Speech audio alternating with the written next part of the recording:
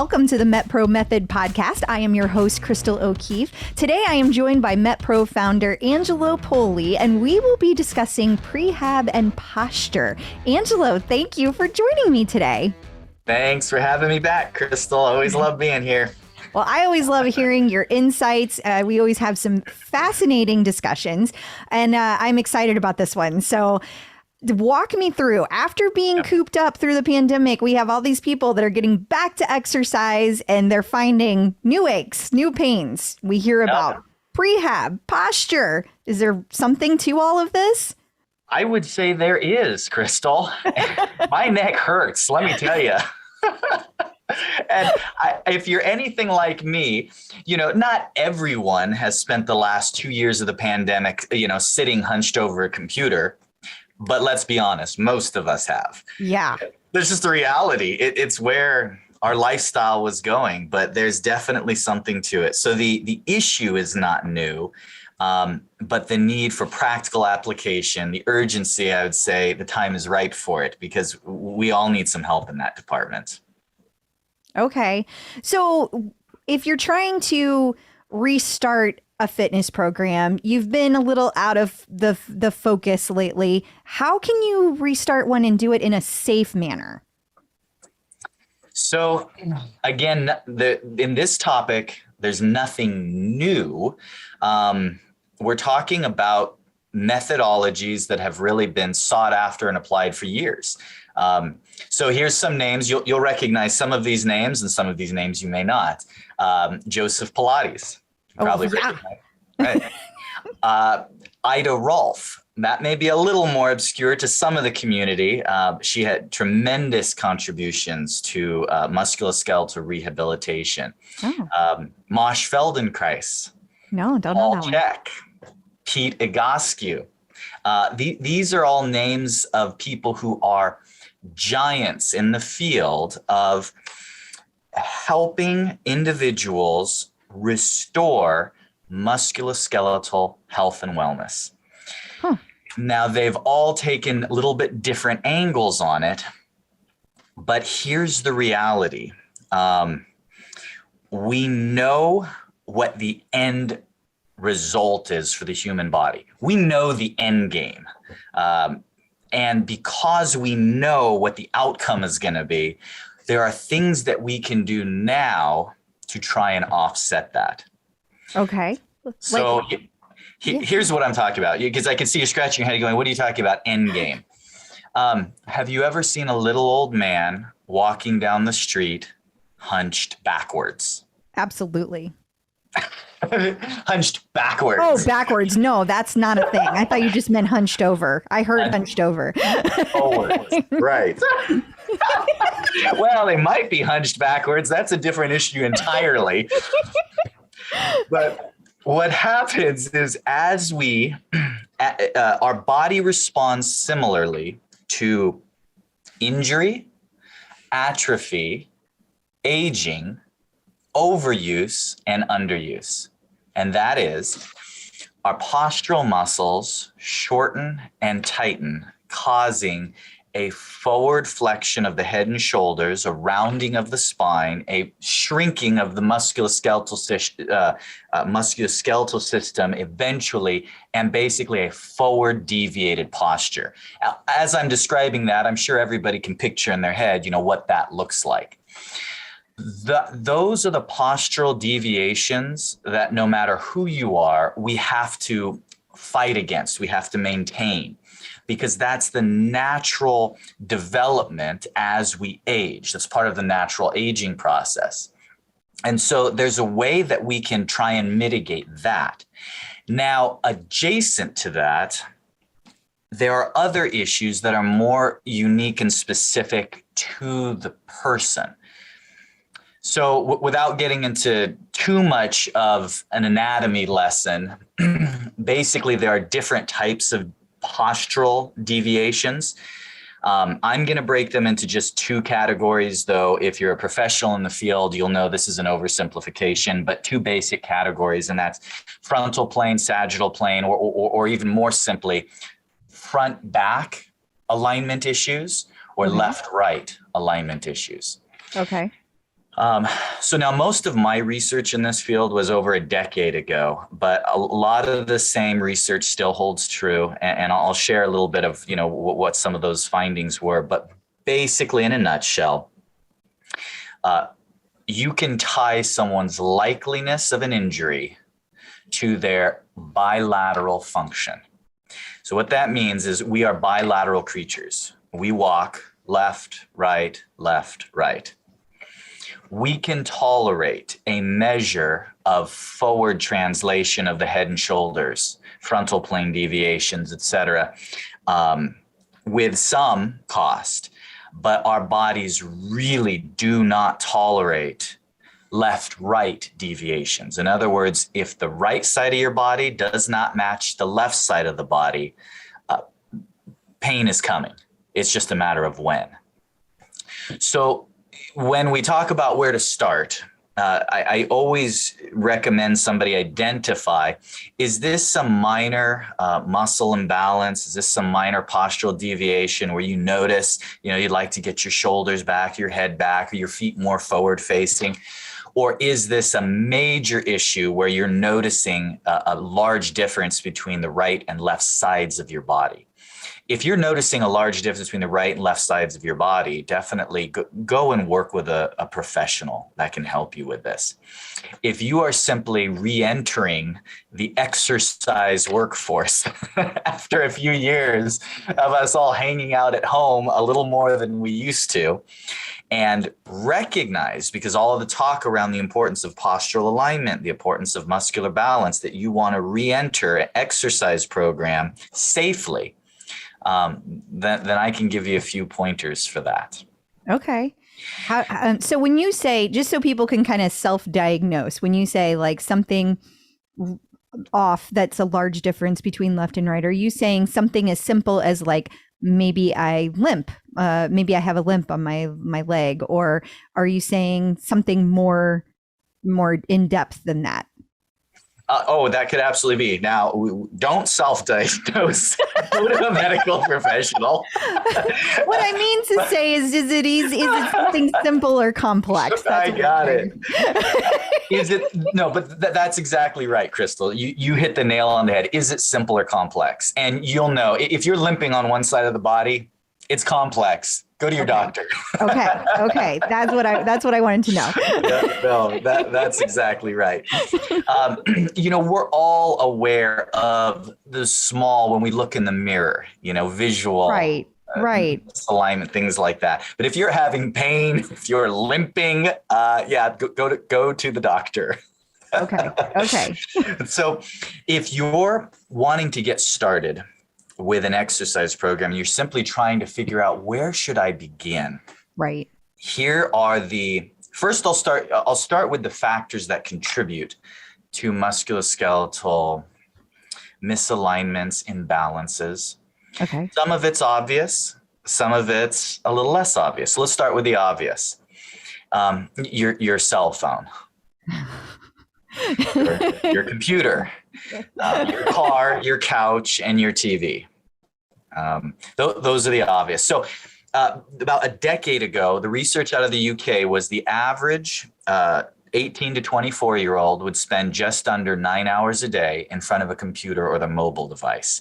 Wow. And I want to remind, that was a decade ago. So now it's like 20 hours a day. Yeah, that's something like that. Yeah, I'm sure. Wow. Sure. Yeah. If you have a doctor's appointment scheduled, there is a 20% chance it is for something related to musculoskeletal imbalance. Wow. So low back pain, neck pain, two of the most common reasons people will go to the doctor. Those are all related, can be related. The instances of issues because of the musculoskeletal breakdown undeniably have gotten worse. And if we track back over the decades, I actually did a presentation on this where I showed photos. I started with photos of statues and pictures of people from, centuries ago, and then moved into photos of school-age kids in the 1920s, in the 1930s, 40s, 50s, all the way down the line. And what you basically saw was, with the exception of a few outliers, the children, teenage kids, alignment was pretty good. Upright head and shoulders, forward facing, pretty good, with the exception of a few outliers. Right up until you got to about 1980, 1990. Then it was a disaster. Then it started really plummeting.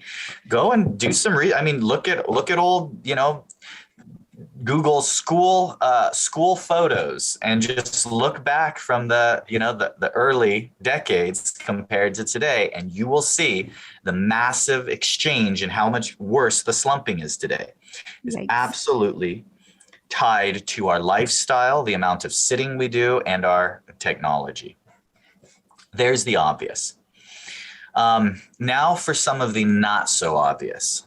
So anatomically speaking, biologically, our body has muscle that's not all the same. We're wired differently. So we have postural muscles and what's called phasic muscles. Here's an oversimplification, but think of it as one has constant electricity going to it, and the other only has electricity going to it when it's turned on. They're innervated differently. So to illustrate, your biceps, your pectorals, your anterior delts, et cetera, are all postural muscles where at rest, even while you're asleep, they have muscle tone to them. In other words, there's impulse, there's electricity going to them. Okay. So they always have some measure of tone. Your lower traps, rhomboids, a lot of your posterior chain do not. They're phasic. Either they're activated or they're not. So your phasic muscle groups respond to injury, atrophy, overuse, or underuse by lengthening and weakening. Your postural muscles respond to those same scenarios by shortening and tightening. And for proof, relax your arm down by your side. And what you will notice is there's a slight bend in your elbow because your bicep has tone to it even at rest. Your tricep does not in the same way. It's wired differently. So now we're starting to kind of see the biology of what goes into, as we age, we hunch forward. All those anterior muscle groups are winning the battle. Your posterior muscle groups are, running up the white flag. So knowing that, we can approach our reintegration with exercise a little bit more intelligently. What happens a lot of the times is, I want to get back into exercise and I want to get healthy and get rid of some of these aches and pains. So we start with push-ups. And don't get me wrong. Don't come out of this podcast and say, well, Angelo said push-ups are bad, because push-ups are one of my favorite exercises. And if you hire me to coach you, there's going to be push-ups involved. But big picture, let's think about this. If we've been hunched over a computer for some years, our head and shoulders are forward, our pecs are tight, our biceps are tight, our traps, our rhomboids, our posterior chain is kind of checked out. And the first thing we start with is more strengthening of those muscle groups that are already short and tight. It just tightens it up even more. Going to make it even worse. Yeah. So I know what everyone's thinking. It's like, great. Well, that's not helpful. What do I start with?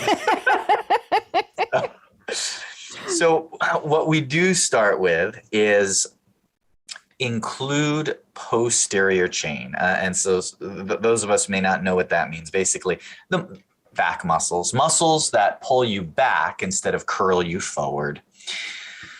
And don't work those exclusively. Just don't forget about them. And I think right now in 2022, coming hopefully out of the pandemic and out of a season of sitting, right? Now is a really important time to look at the body holistically and not forget that. And of course, I'm hoping this conversation will just be the catalyst for people to go and do a little bit more of their own research. But there's so much information coming out about prehab and exercises for vitality and wellness. And like I mentioned, there are giants in the field that have just contributed so much that I've been a student of for years and years. But what I like to educate on is the big picture philosophies around the why. Why is that? And when you understand the story arc of your biology and how your body is over time trying to curl forward, you can see that there's some logic in starting with exercises and activities that will directly offset that. Now, a little bit less known fact, one of the largest contributors to asymmetries within our bodies, that means a postural deviation, a misalignment, an imbalance. One of the largest contributors is something you cannot change, and that's the fact that your body prioritizes vision largely above many other functions. So the way we're designed is just incredible. Your vision is tied to your sense of balance, proprioception, and so therefore your ability to survive walking down the street with any level of altered terrain. You have to have good vision in order to traverse safely. Right. So what that means is that your body will always align your eyes level on the horizon. So if there is a misalignment, a postural imbalance, one muscle group too strong or too tight, one muscle group too weak, a right-left deviation, what's going to happen is your body is going to create a compensation pattern to adjust so your head and neck are tilted still in such a way that your eyes remain level on the horizon so you don't trip and fall. And that is a large contributing factor to our posture and alignment that most people, not all, but some people were not aware of, which is why, for example, sometimes individuals notice their head and shoulders rolls forward. By the way, I got interested in this because I have horrible posture. I've dealt with it because I was young and stupid. Emphasis on the and stupid part. There might have been a seesaw incident. I think there was a motorcycle incident, and there was a few other incidences. And so a little bit of pain and injury really heightens the awareness of these factors. So I grew up very interested in this. And so as I started learning about muscle balance, one of the first things I wanted to do was correct upper body alignment. No matter how hard I tried to pull my shoulders back, get my head upright, it wasn't working. I could get it back, I could get it upright, but as soon as I'd stand up and relax, I went right back to that forward flung position. I didn't realize that because my hips were forward my center of gravity, because my feet were externally rotated, my hips were forward, therefore to prevent myself from falling backwards, your body acclimates and it throws your head and shoulders forward as a counterweight to maintain an upright stance with your eyes level on the horizon. Interesting. So that requires that when we are addressing muscle balance, we have to take a holistic approach. So if you said, I've been working at this for years, don't give up. Take a couple of these pieces, go back to the drawing board, ask your professional, and see if you can put the pieces together to improve in a holistic way your posture and alignment. So for professionals out there, when we're taking advanced coaches through their training, And they want a little bit more discerning approach to how to work with your clients to really create symmetry. And this can be for athletic performance or just injury and prevention and wellness. Start with the area of greatest asymmetry. So that means wherever the largest postural deviation or misalignment is, look there first. And that seems pretty obvious. That's your first priority. A close second then is when there's multiple areas of deviation or you're uncertain where it's stemming from. Start from the center of your body and then work to the extremities, not necessarily the other way around.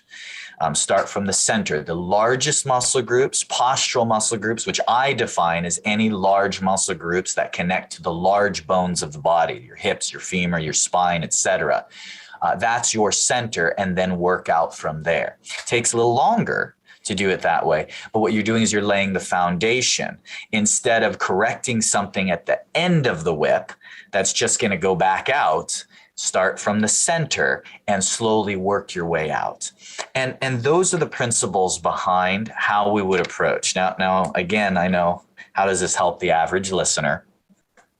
Day one, don't forget about your posterior chain, specifically. Yeah. Upper back muscles, your glute muscles, your hamstring muscles.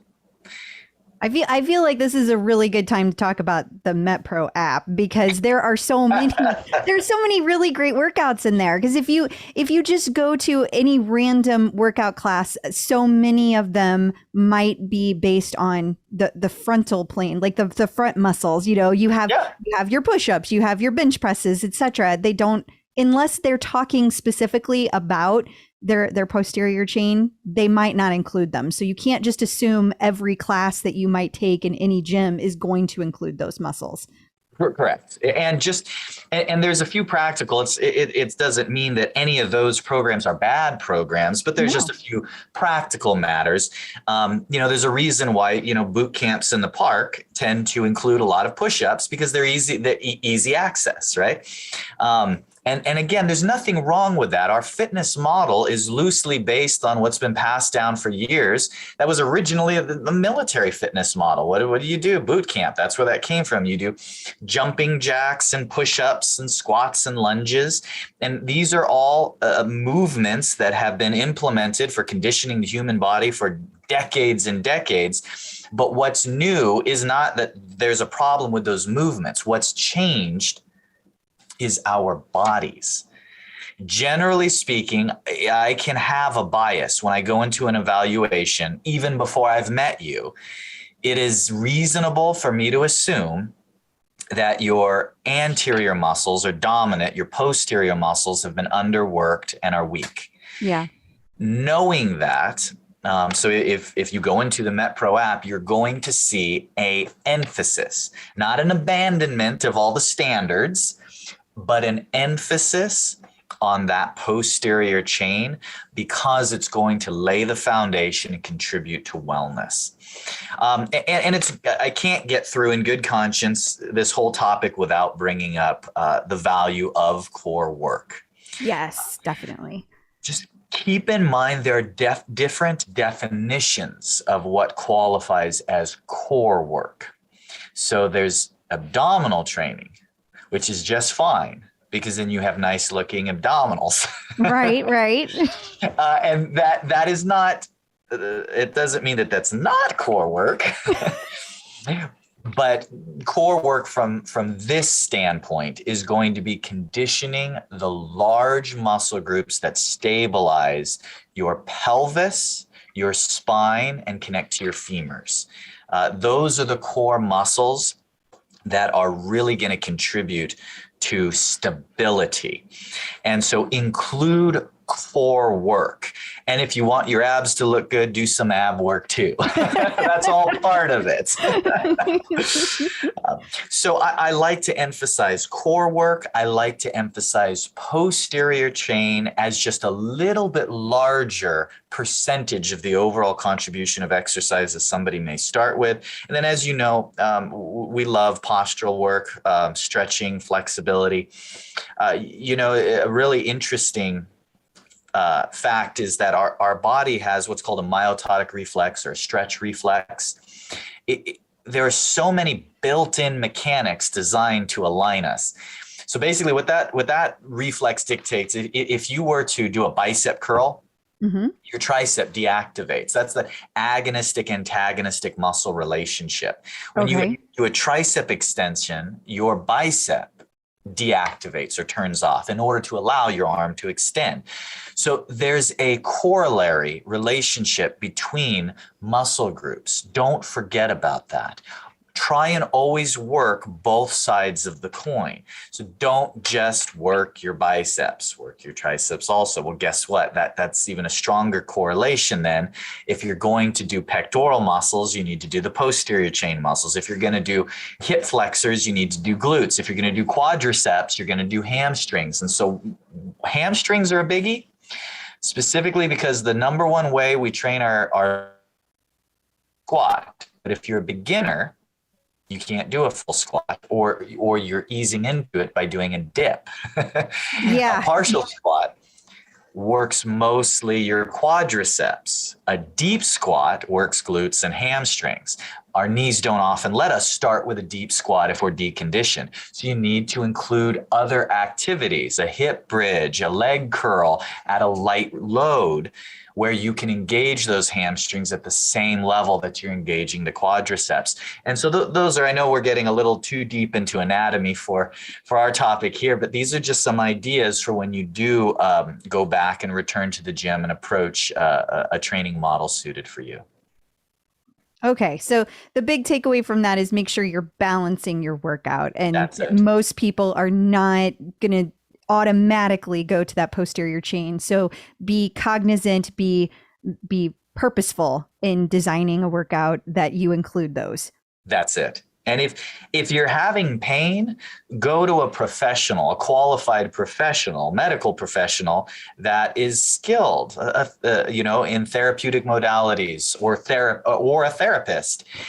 If you simply want to learn more, there's lots of professionals out there that can help you, and we can help you. That's what that's what we're here at MetPro for, is to teach people and educate people. And we might talk a little bit about how nutrition plays a role into your wellness too, if you have a conversation with us. But stay passionate about your pursuit of learning when it comes to wellness and self-improvement, fitness. There's always new information coming out, and there's always better application of information that we have. And as that becomes more readily available, adopt newer methods and modalities. I have seen the wellness and fitness field evolve over the last 3 decades now. I can say 3. It's too many decades. But good stuff, Crystal. Okay, well, this is great. So is there anything else that people need to know when it comes to how all this plays into what we do at MetPro? So what we're going to do at MetPro is help somebody get well. And that usually includes a holistic approach of nutrition and fitness. And that fitness component needs to match your body's needs and dictates. And so that's going to be some musculoskeletal balance.